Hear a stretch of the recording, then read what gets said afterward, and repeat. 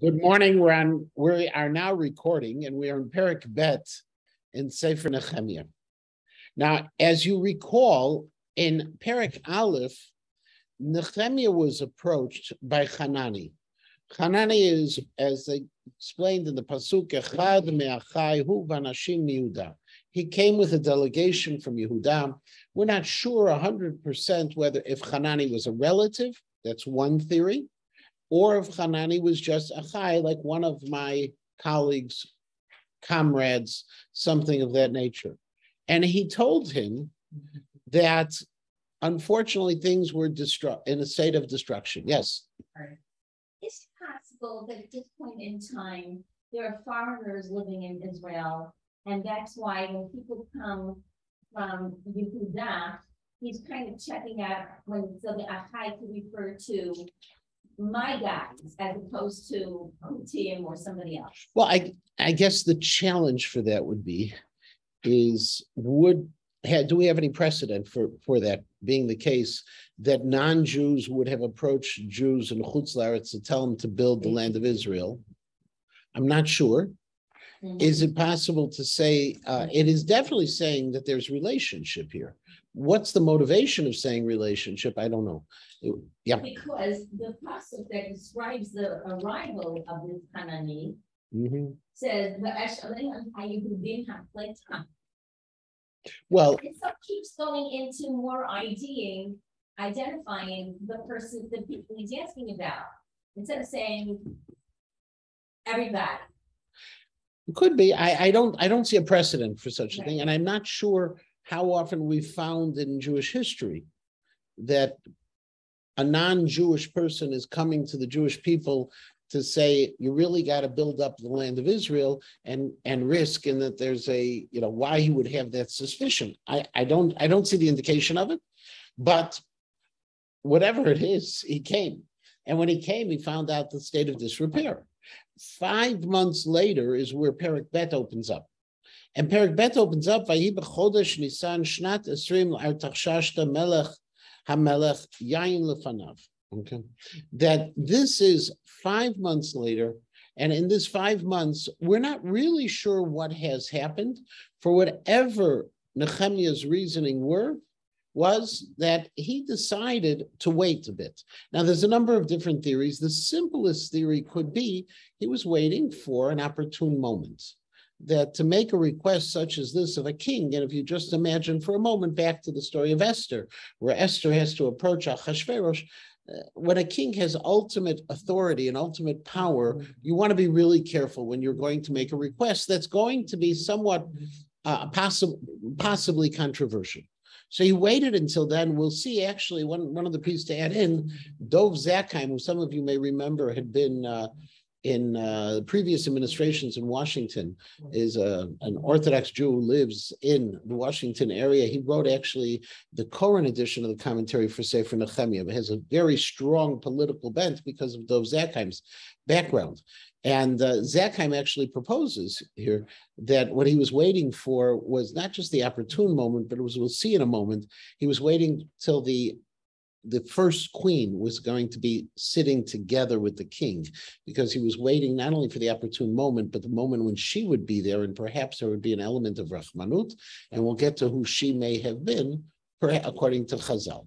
But he says it's Chodesh Nisan, it's the 20th year of Artaxshashta's reign. This is about 12, 13 years after Ezra had shown up to start the work, okay, and wine is in front of him. Now, if we remember, we've been told Nechemia's job was to take care of this wine. Nechemia was one of the inner circle of the king, the person who protected the king. Asara Mashkim was not just the person who was a person who was a butler or a waiter. Asara Mashkim had a significant role because he had direct access, regular access to the king. There's a fascinating tshuva, by the way, that was written by the Radbaz, David ben Zimri, who lived in Spain and Cairo and ultimately in Tzfat. We're talking very late 15th, early 16th century.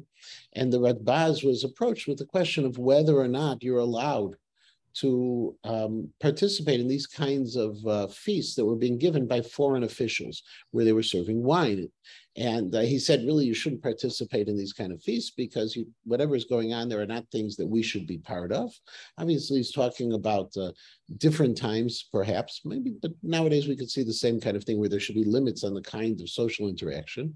And then the question of Nechemia is raised on whether or not you can have their wine. And here it seems to be Nechemia, his job was to taste the wine, was to make sure it wasn't poisoned. And there he proposes a number of different possibilities. One of them is perhaps this was before the decree about what's called stam yenam. There are two prohibitions regarding wine that is non-kosher, non-Jewish wine. One was the original because it was used for sacramental purposes, that there was, this was part of pagan worship and you wanted to make sure that you were going to be completely distanced from anything to do with pagan worship. That's called yayin nesach. Nesach from the word nisuach, to pour the libation. However, nowadays, we don't have that many pagans hanging around, unless if you go down Devon Avenue, east of California, there's a lot of pagans there in the Indian community. But Yayin Nesach more is much less of a concern and seems to have been less of a concern as well in the Persian Empire. Interestingly, the Radbaz wants to suggest that Artaxerxes was not a pagan. And he says it was only a question perhaps of just stam yenam, of the lower level of prohibition. And then he suggests it may have been before that lower level prohibition had been enacted. And then he suggests that this may have been one of those situations where people in power have special dispensation. And perhaps that's how Nechemia could have participated in all of this. But wine being in front of the king right now is very simply, this is a moment where everybody's a little happy. It's good. I'm fulfilling my job. And he says, Vesat hayayin vetna lamelech, and I took the wine and I gave it to the king. Velo hayiti rav lefanav. And he says, at this point, he was in his mind that everything seemed to be good. Until that point, everything was regular and fine, as Rashi says, that it was always sameach v'tov lev. There was a good relationship. Now, the Malbim adds, by the way, is that what we need to know is this is a prerequisite for what's coming, that the king was pretty particular in the sense that anyone who had to be around the king had to be in a good mood. He would not allow people who were in bad moods to be around him. He doesn't want that he doesn't want that negative energy, we would say nowadays. Vayomer li hamelech, but the king noticed something was wrong. And he said, Madua panecha ra'im. Why do you seem perturbed? Why is things bad? You're not sick. Ein ze ki'im ro'al halev. He says, perhaps what you're planning on doing is some nefarious deed against me. Roa halev. We actually find the same terminology in the famous Behistun inscription. It's an inscription which has much of the Persian history and is the basis of a lot of our chronology. And in the Behistun inscription, it says, Bish libe, ra lev, roa lev.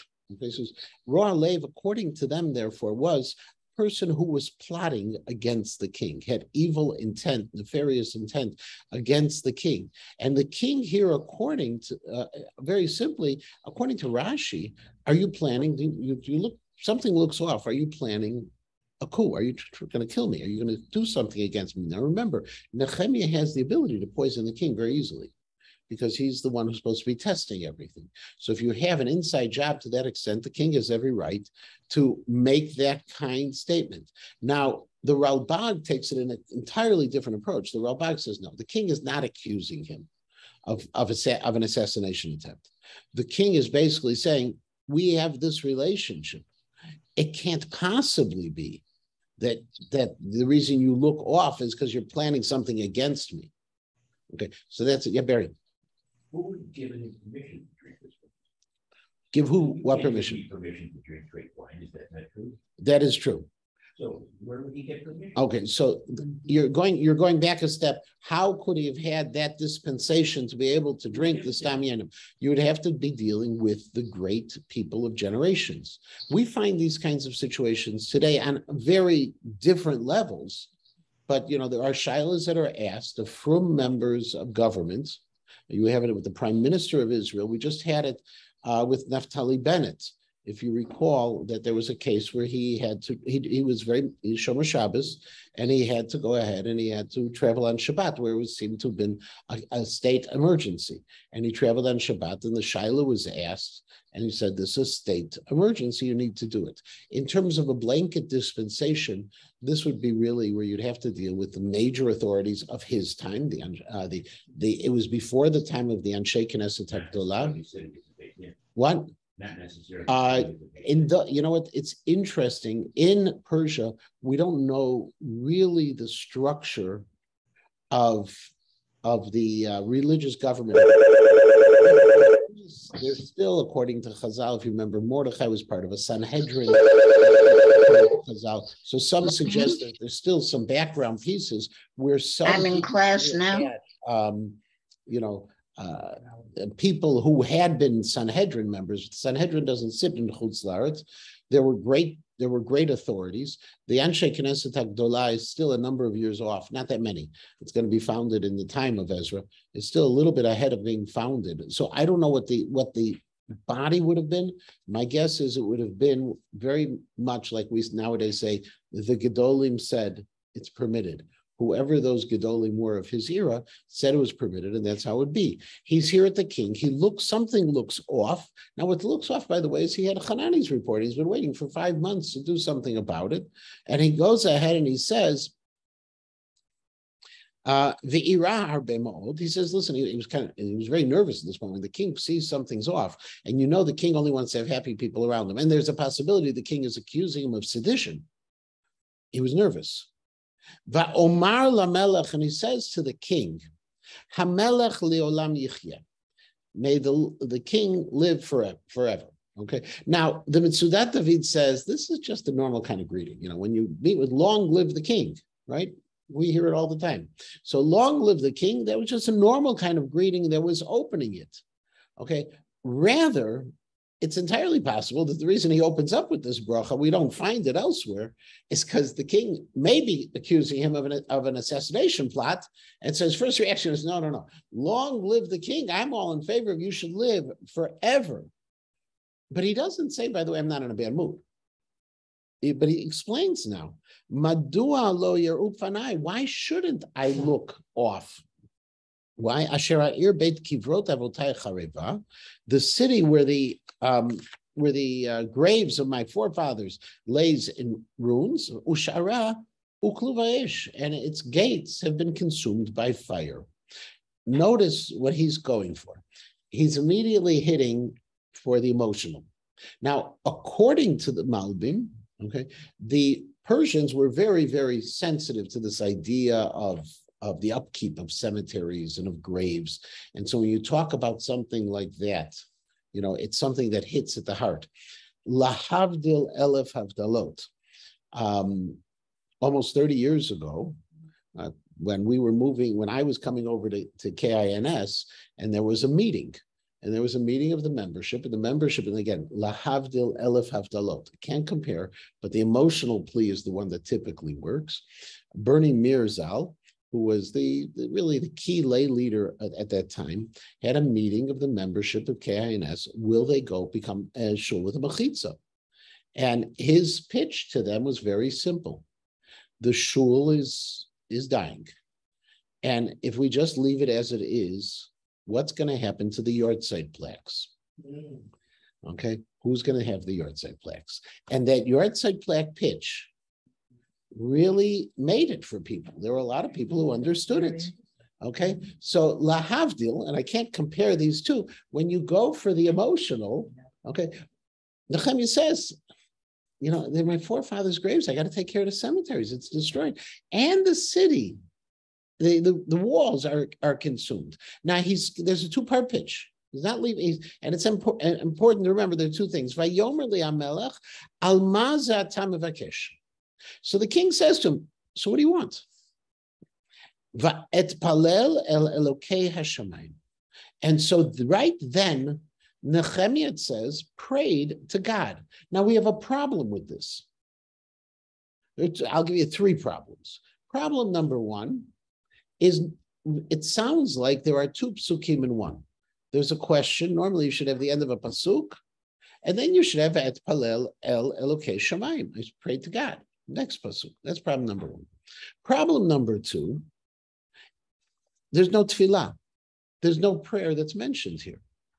Problem number three is, let's assume for a moment that there was a prayer, and the prayer could be, please God, let him like my idea and not kill me. Okay, it's a nice simple prayer, and that's basically what Rashi says the prayer was.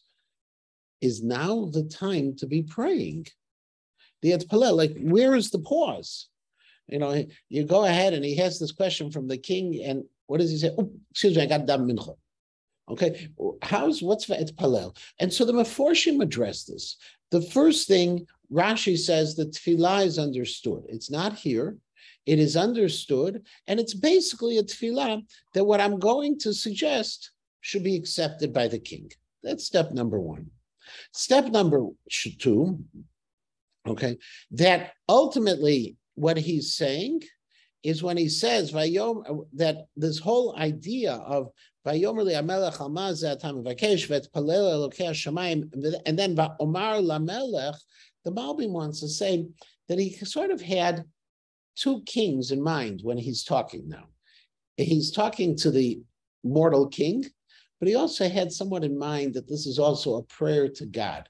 And that's the melech in two ways. If you remember in Megillat Esther, okay, at the beginning, right, Balayla it's not Hamelech. We say Hamelech is talking about a Kodesh Baruch Hu. Okay, so the Malbim wants to take that approach. The Ibn Ezra says it much easier. Va'et palel el elokei hashamayim is a reference back to the long tefillah we read in the previous parak.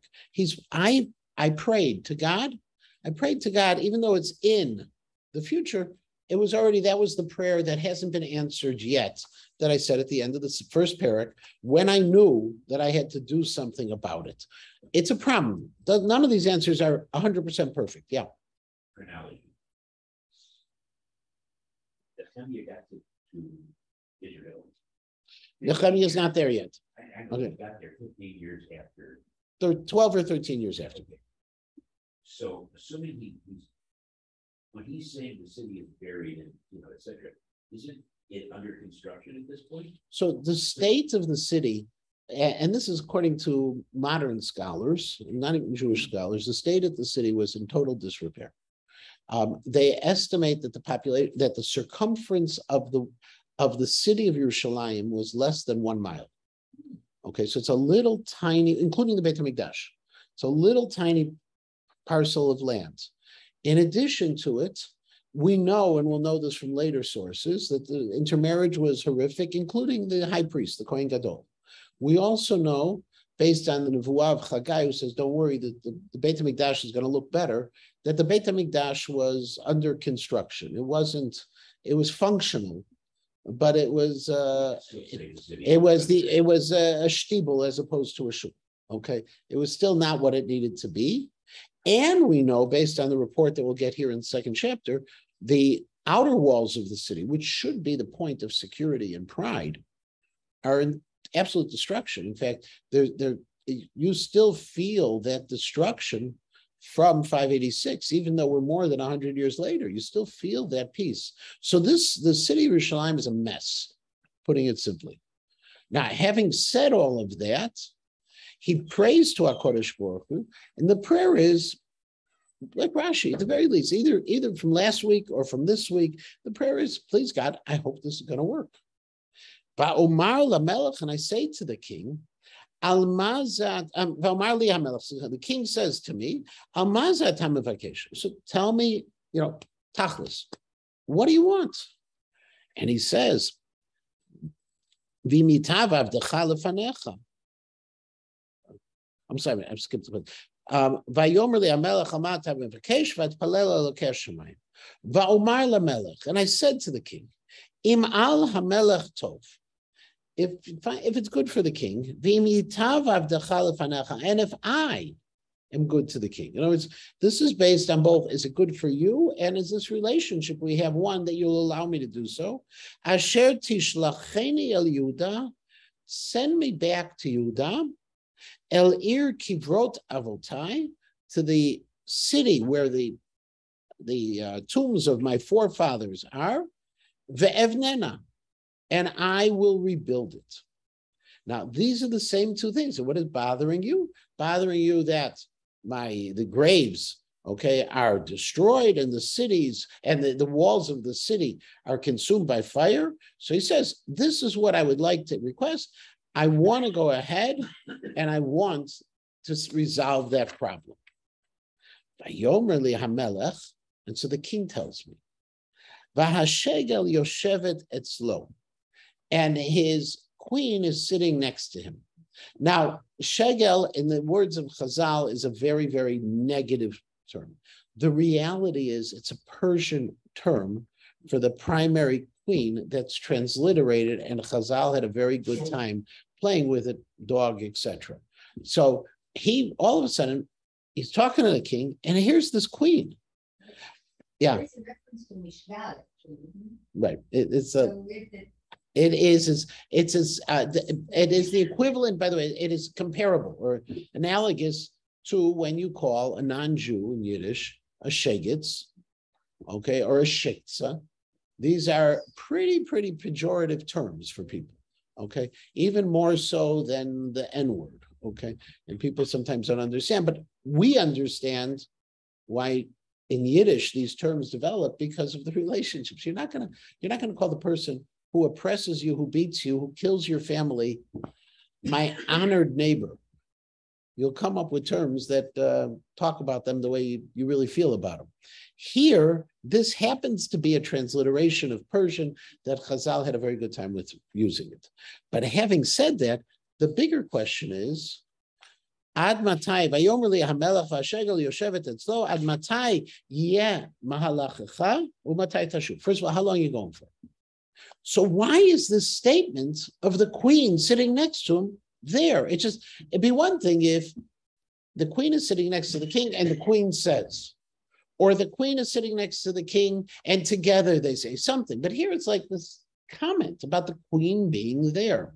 So we need to remember that Chazal looked at this and said, oh, we know the answer. Because according to Chazal, Artachshashta was actually it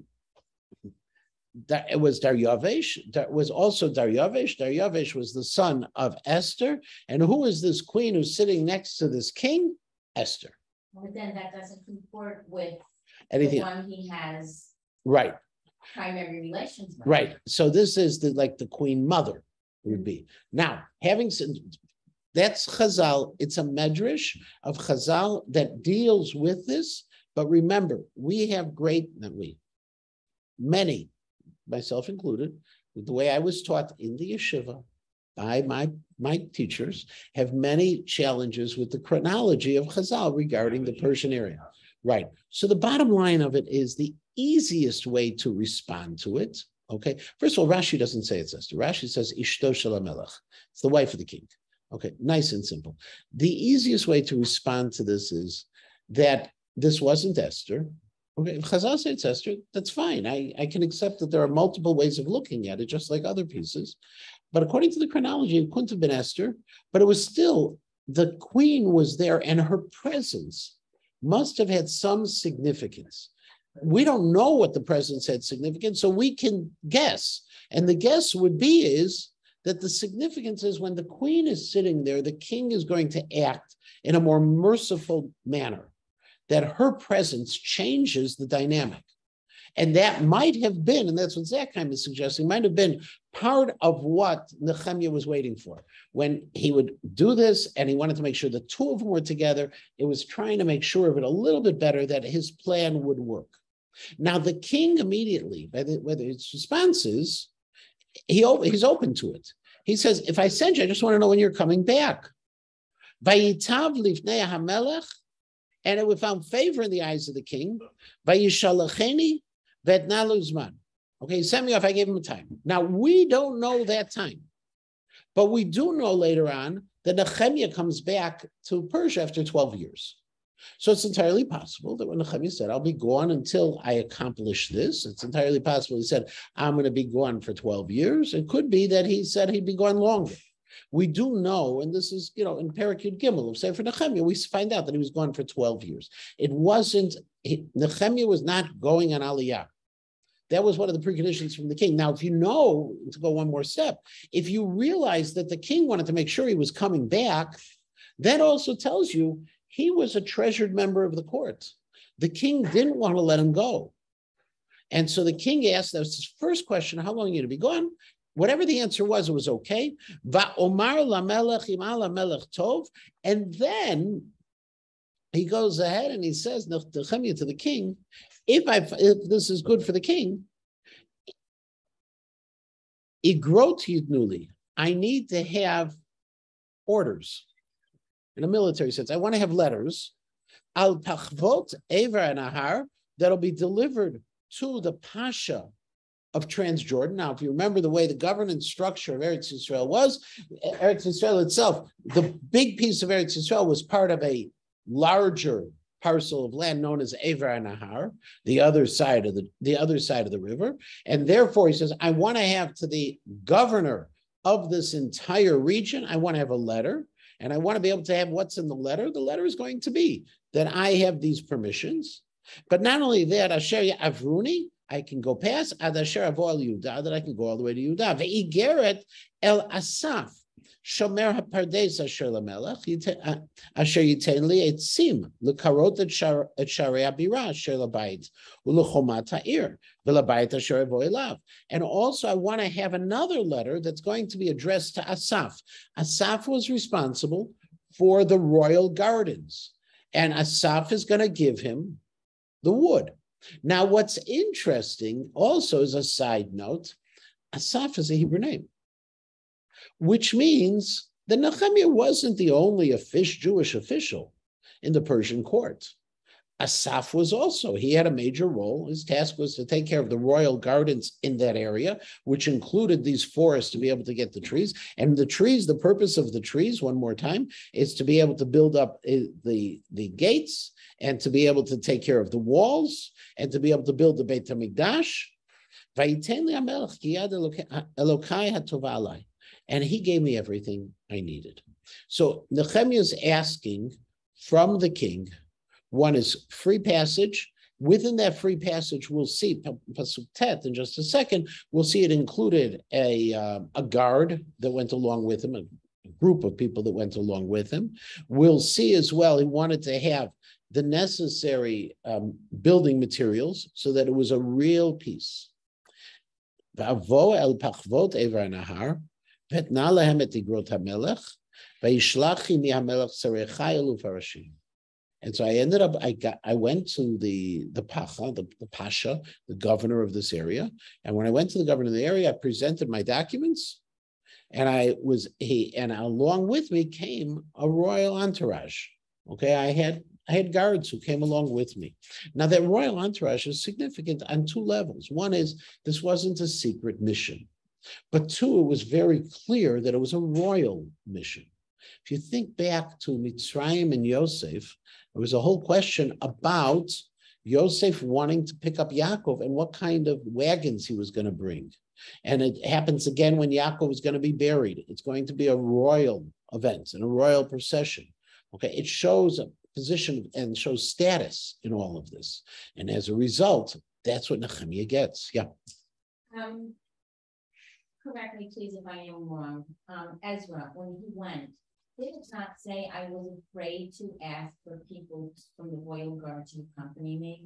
Mm-hmm. And here Nehemiah is getting it without asking. Is that well, whatever it is, he's got this. Well, so one, the Malbim suggests that he gets it as part of his request for the letters to be able to have free passage. This is part of that request. But also it points out also the difference between Ezra and Nechemia. Nechemia was an official of the court. Ezra wasn't. Okay, Nechemia was as we talked about last week, Nechemia was a political leader. Both of them were both religious and political, but Nechemia was viewed as this political powerhouse, whereas Ezra was the religious powerhouse. And so the differences between them and the relationships as well. We continue on. Vayishma Sanvalat HaChorani v'Tovia HaEved HaMoni Vayera lahem ra'a gdola. Now, this is foreshadowing many of the problems we're going to have in the rest of the Sefer. Sanballat is the ultimate enemy. Sanballat was the governor of Shomron. We say Choroni came from Choron, but Sanballat was also, according to Chazal and according to many of even the contemporary scholars, was a person who was one of the Samaritans. He was the descendant of the Gerei Arayot, of the peoples who had been populated by Nebuchadnezzar into the northern kingdom. Once the first exiled, the 10 tribes were out, who had converted to Judaism, but had maintained their pagan rights. And if you remember back in Ezra Daled, these people had stepped forward and said, hey, we want to help you build. And Ezra said, no, we don't want your help. Sanballat is going to be the nemesis. Now, Sanballat, by the way, is not necessarily a personal name. It may be a positional name because we see Sanballat even in the Elephantine papyri, which are much, much later in Jewish history, in the time of the late Second Temple era. And so it could be that there were many Sanballats, and this was just the first. It could be that they just kept on naming their kids Sanballat. I think George Foreman and his 4 Georges or 5 Georges, but Sanballat seems to be more of a title than just a name. And the other person who was with him was Tovia HaEved HaAmoni. Now, Tovia HaEved HaAmoni is, interestingly, he is a person who has some role to the east. Sanballat's the north. Tovia is to the east. Tovia, again, seems to imply that there is Jewishness. There's something, in Yiddish we call him Tevya, right? He's maybe Jewish. Eved HaAmoni, the Ammonite slave, does not mean that he was an Ammoni necessarily, but he could have been a court official in Ammon, one of the people who were loyal to the king there of Ammon as well. Another significant person. These are people who had power in that region. And then we'll see in a little bit, we're going to have Geshem, who's from the south, who's going to pop into this picture. They're bothered by this. Vayera lahem ra'a gedola. And they found this to be very, very troublesome. What's so troublesome? Asher by Adam levakesh tova livnei Israel. If a person is coming to do good by the Jewish people. What's bothering him so much? So on the one hand, the easy answer is because they were rebuffed. They felt that they were legitimate residents of that area. They are, they're Israelis, whatever we're going to say. They have power in that area. They're legitimate, and they've been rebuffed by Ezra and by others, and they're being told they're illegitimate throughout this process. So that's one. And so therefore, if someone wants to bolster the people who have been telling them that they're not as important, significant, real, true as they feel they are, we got a problem. That's what bothers them a lot. Again, I'm going to go to a very interesting piece. Let's say that is more like a religious response. The political response, and again, this is something that Dov Zakheim talks about. He actually makes a comparison between the People's Republic of China and Taiwan. He said, if you think about it for a minute, why should Taiwan bother the Chinese? It's this little dinky island. So just ignore them. Why is it such a major threat? Now, he wrote this years ago. Well, what his point is that Taiwan is the symbol of people who have rebelled or rebuffed what they believe to be the truth. And if Taiwan can get away with it, there's always this fear that others can get away with it. Now, Barry is true. There's economic issues. There's other issues associated with it. But on an ideological basis, it's just like, we can't let them do this because who knows what's going to happen next. You can look at, by the way, the war in Ukraine and how different pieces. It's interesting that he picked that as the comparison, because if you think about it, really Judea is this little tiny area. Yerushalayim is this tinier area within it. Okay, it doesn't seem to have this power. Why should it bother him? Well, if those people get that kind of covet and they get that kind of support from the king, and they're going to be able to start building it up, what's going to happen to other subsets who want to break away from our power that we're controlling? So I can understand and accept both of those. we know that there's something, Sanballat, the simplest, the more classic explanation is Sanballat and his people were rejected by Ezra, and from now on they become the enemy of the Jews. Va'avo el Yerushalayim. Now he appears to Yerushalayim, vehi sham yamim shlosha. And I'm going to be there. He gets there 3 days. That's interesting. According to Perek Vav, Pasuk Tet Vav of Sefer Nechemia, he comes to Yerushalayim on Rosh Chodesh Av. He appears on Rosh Chodesh Av, which is precisely the same date, 8 years earlier that Ezra had come to Yerushalayim, Chodesh Av. So it's like there's something here. He'd taken a long time to travel, also just like Ezra. And when he gets there, he's there for 3 days. Nothing happens during those 3 days. It's quiet. But va'akum laila, ani va'anashim ma'at imi. But in the middle of the night, I got up, and a few people who were with me. Now, why would you get up in the middle of the night with just a few people? Because you don't want anyone to know what you're doing. Okay, yeah. There is no left.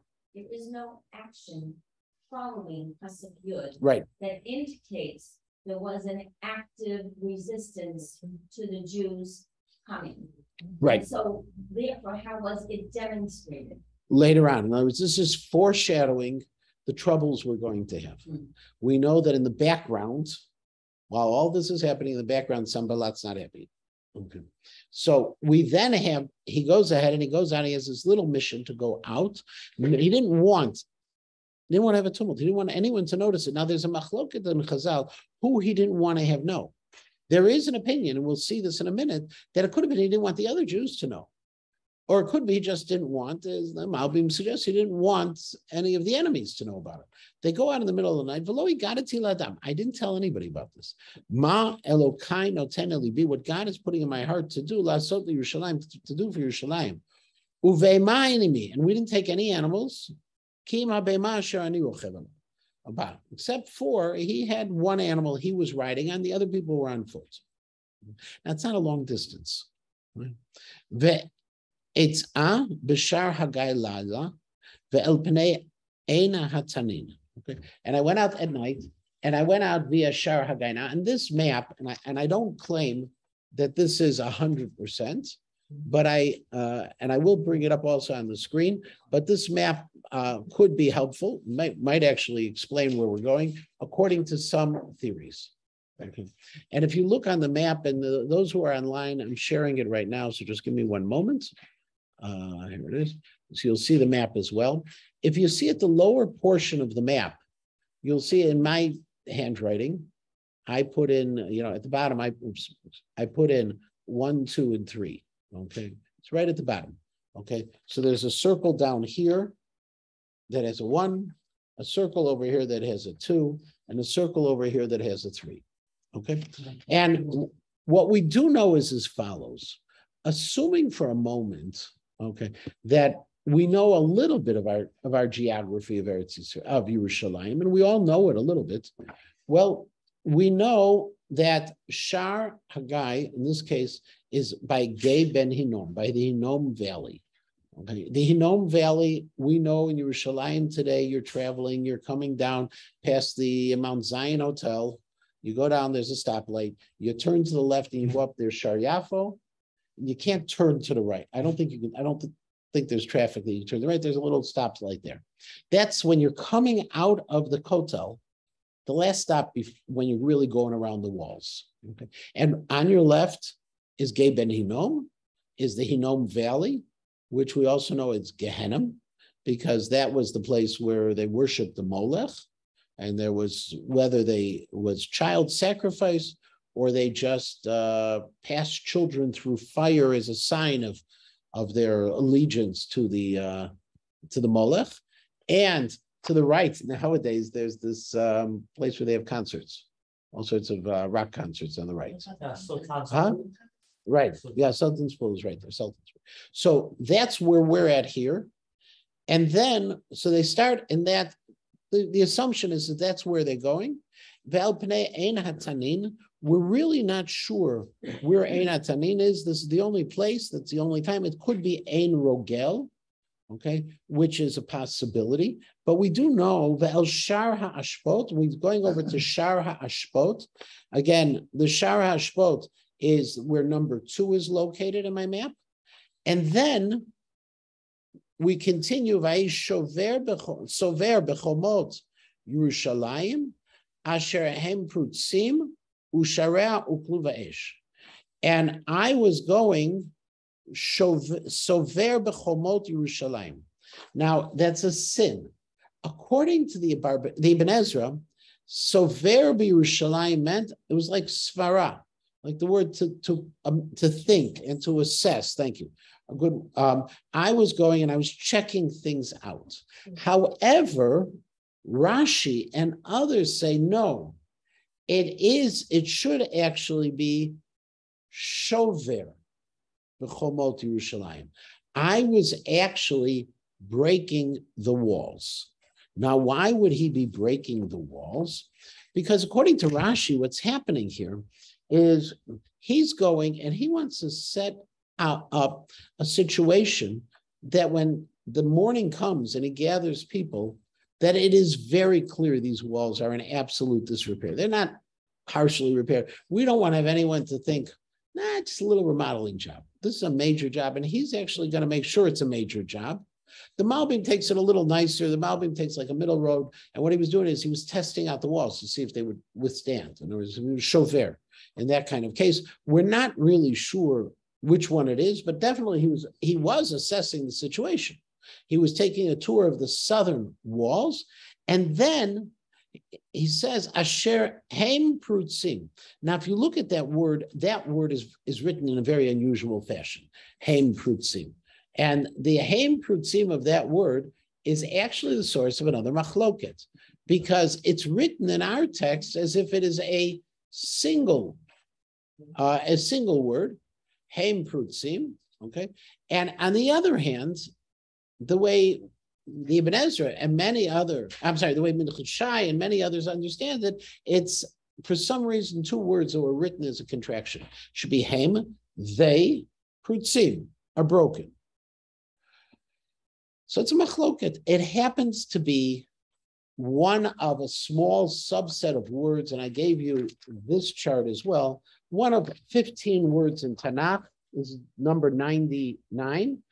Tetvav de katvan teva chada v'karim train milim, where you have a word that is written as a single word and we read it as 2 words. Okay, so for instance, vatomer leah bagad. Okay, a God has approached as opposed to bagad. Okay, mazeh eshdat, and here if you look on the left column, you see hem prutzim. Okay, that it's one of those words, one of those anomalies within Tanakh of how it's written. This is from a famous book on the Masoret HaGdolah, and the work of those who really documented the text of the Torah. It was written, as you can see, in German, with German, because that's just where it was. So the translation of the Hebrew is into German.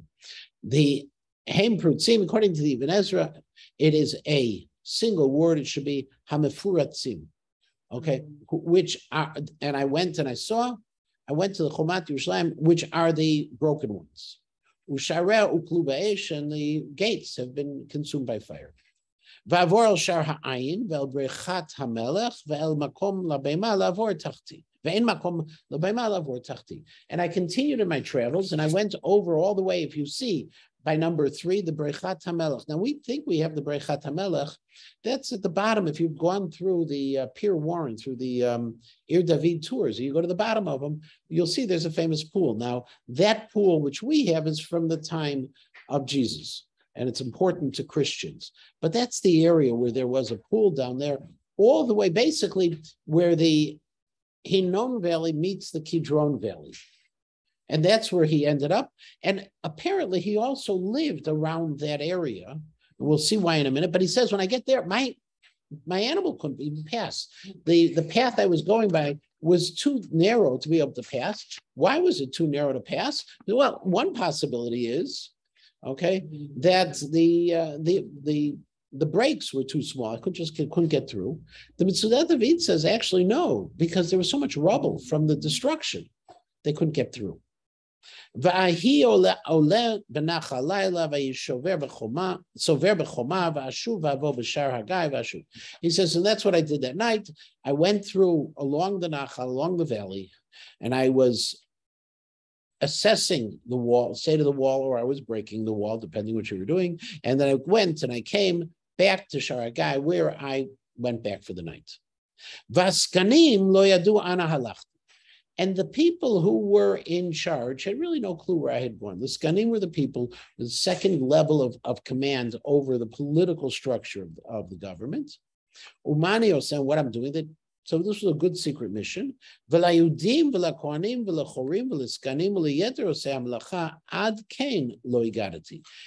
didn't tell the Judeans, not the Jews, but the Judeans, and I didn't tell the Kohanim, and I didn't tell the Chorim. The Chorim are the people who are the elites, the people who are known as B'nai Chorim, the free men, okay? The elite. I didn't tell any of the leadership or to anyone who's doing the work.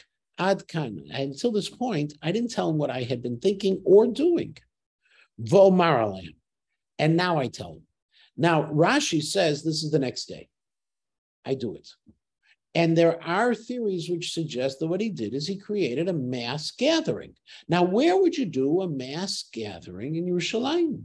Well, nowadays we do it by the Kotel, right? And in those days, when they had access to the Har Bayit, you do it in the Azara. Now, the Azara, the courtyard of the temple, was not this gorgeous courtyard of the temple of a Herodian Beit HaMikdash. It was something, but it was an open space. He brought the people together. I think I mentioned this already. One of the theories are that at that time, the maximum population of Yerushalayim was about 1,500 people.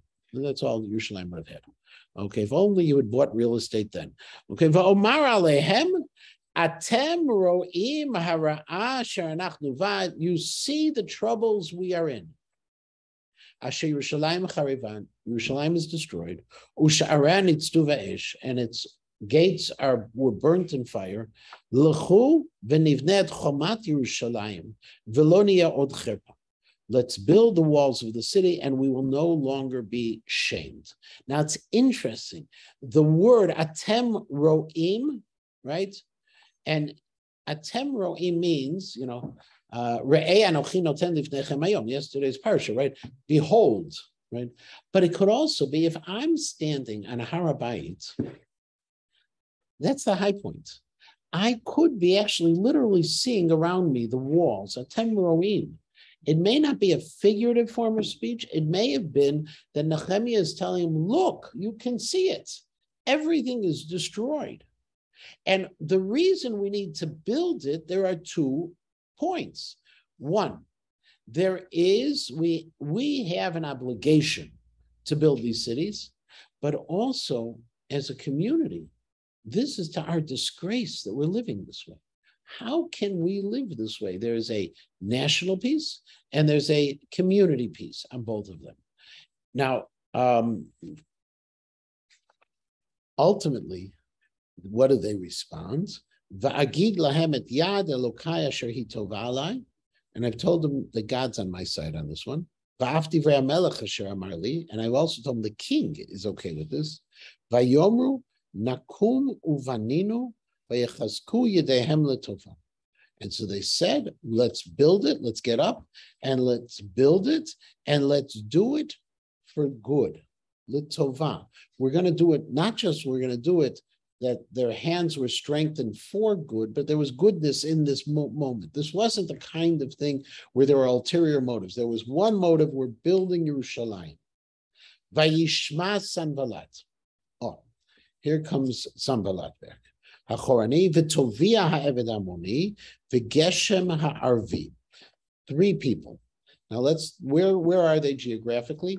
Sanballat's to the north. Tovia is to the east, and Gesher is to the south. So surrounding the 3 of them, Gesher is actually the greatest and most dangerous adversary because of the area he controls. Vayal'igu lanu vayivzu el aleinu. They began to mock us. They began to shame us. Vayomer ma'adavar zasher atem osim. They said, "What are you doing? Ha'al hamelech atem mordim." Are you rebelling against the king? Now, if you remember the beginning of the parak, there is, at least according to one approach, that the king was suspicious that Nechemia was going to poison him, right? And this was an assassination attempt. This was a rebellious attempt. If you remember from Sefer Ezra, every time when the Jews got strong, there was ultimately there was a sitna that was written. Achashverosh wrote a sitna that stopped the building of the Beit HaMikdash because people said they're getting ready to rebel. So they bring up the rebellion card again. But this time, it's not Ezra responding, it's Nechemia. Vashiv otam davar v'omar lahem, and Nechemia, with his strength, says, Elokei Hashemayim hu yatzliach lanu. Number one, even if you think that we don't have the ability to do so, God is on our side. Vanachnu avadav nakumu vaninu. And we're going to build this place. Lachem en chelek u'tzedakah v'zikaron b'Yerushalayim. You have no portion in this. You have no tzedakah. You have no rights in this, and you will have no legacy here with Yerushalayim. We're going to do this. And he answers them strongly. He doesn't take the position of trying to defend himself. He's saying, we're doing this. But not only are we doing this, you're out. Now, yeah. Is this about, like you said, legacy, in which case you don't get it, guys, because you don't understand Yerushalayim. You're all foreigners. You're from the north, from the south, you never were here. This is about Yerushalayim. You can't remember what came out of Yerushalayim. You were never there before. Right. But the problem is, the problem of taking that approach, it's like lahavdil. I'm not sure if this is a lahavdil. Nowadays, when people get into Israel advocacy and they talk to people, we can say all we want, God gave it to us. We can say those aren't the arguments that fly anymore. They don't work anymore, okay? Because they work for us. They make us feel good, to quote the first Rashi. You can't quote first Rashi. Here, what he was responding to them was a very strong, direct response. He's not beating around the bush. And so I'm not sure if he's trying to be confrontational as much as just staking his position. This is ours. You have nothing to do with it. And we're moving forward. Huh? He's the foreigner, not them. Oh, so that's what they're claiming. But because that was the claim to the king. He wrote about time. Right. Our ancestral graves are all from there. There. That's the claim that he's finishing with. And so therefore, the yard place. You like that story. It's a true story. Okay, we're going to stop here. Next week, we're going to pick up with Perek Gimel. It's good to have people online, but again, we always prefer people in person if you're able to do so. Have a very good day.